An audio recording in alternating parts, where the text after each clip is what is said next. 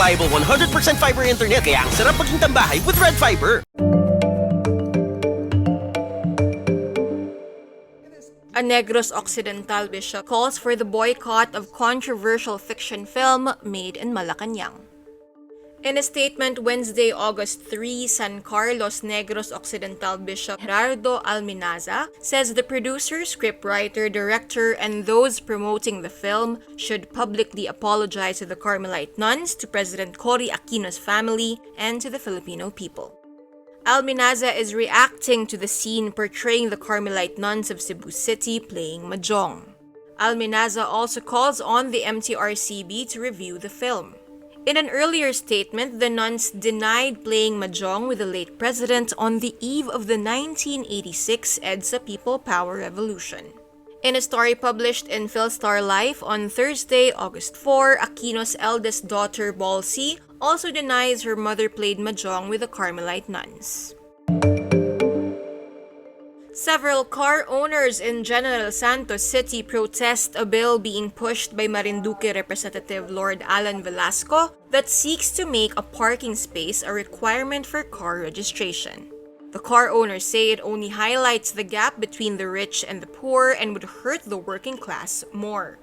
But Misamis Oriental 2nd District Representative Bambi Emano says Velasco's bill applies only to those living in urban areas of the country where vehicular traffic congestion is prevalent. Meantime, lawmakers from both the Senate and the House of Representatives call for each chamber to conduct an investigation into the expiration of millions of COVID-19 vaccine doses, supposedly worth billions of pesos. In a resolution filed Thursday, August 4, the Makabayan bloc in the House, comprised of party lists Gabriela, ACT Teachers, and Kabataan, asks the House Committee on Health to investigate the reported millions of expired vaccines. In April, one of then-President Rodrigo Duterte's advisors said around 27 million COVID-19 vaccine doses would expire in July. The Health Department said in April the COVAX facility would replace 3.6 million doses of expired COVID-19 vaccines. But some lawmakers say expired vaccines are unacceptable. Senator Risa Ontiveros also files a similar resolution in the upper chamber on Monday, August 1. Ontiveros claims the value of the vaccine wastage reached 5 billion to 13 billion pesos. Need more context, clarity, and perspective? Get the full picture with Rappler Plus. With exclusive content and events, you'll get an opportunity to discuss issues with reporters, experts, and featured guests while helping Rappler continue its fearless journalism. Join now. The first night of the wake of former President Fidel V. Ramos reunites the men and women who served his cabinet in the 1990s. All of their speeches had the common theme of missing a leader who led by example. Former Senate President Franklin Drilon, who was Justice Secretary under both the Cory Aquino and Ramos administrations, remembers how Ramos was calm, cool, and collected even in the most tense situations. As Secretary of Defense, I saw him defend President Cory and democracy no less than, how many, 9 times? 9 coups during the time. And he was steadfast. And indeed, I saw why he was called Steady Eddie. Ramos stayed on top of things despite coup threats during the Cory Aquino administration, which he served as military chief and defense secretary. Former Defense Secretary Renato de Villa says coup attempts failed during Aquino's term because of Ramos's decisive leadership. He called for a conference, a closed-door conference of major service commanders and the chief of constabulary, and directed that they support his stand to defend democracy and the Cory government from a regime change. Former Interior Secretary Rafael Alunan III fondly recalls the grueling working hours in the cabinet as they found it difficult to keep up with Ramos's pace. We would wake up at 4 a.m. and depart from Villamor Air Base at around 6. and then returned by around 10 p.m.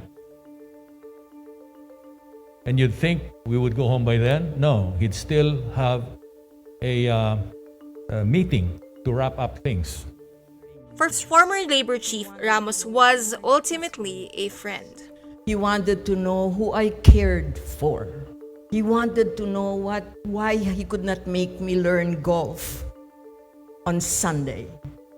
And that was the caring that we all just required to work 24/7.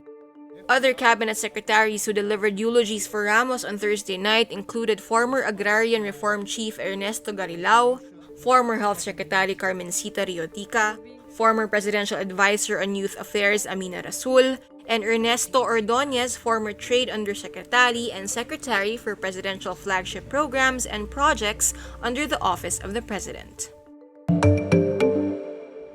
Inflation continues to torment Filipino households, with the July figure rising to 6.4%. Though inflation in Metro Manila slowed down to 5.1% in July from 5.6% in June, areas outside the capital feel the impact, with an inflation rate of 6.8%, up from 6.3% the previous month. National statistician Dennis Mapa attributes the slowdown in Metro Manila to lower electricity rates. Lower global oil prices lessen some of the price pressures as well. Inflation on diesel, gasoline, and liquefied petroleum gas is still higher in Metro Manila compared to the regions, but transportation costs are slightly higher outside Metro Manila. Transport costs have also gone up given the recently approved 2 peso increase in jeepney fares nationwide. Food prices increased at a faster rate, and items with the biggest increase in prices for the month are corn, meat, fish, oils, and sugar. Since February, meat and fish prices outside Metro Manila post a steady rise. Vegetable prices fell from 14.4% to 6.1%.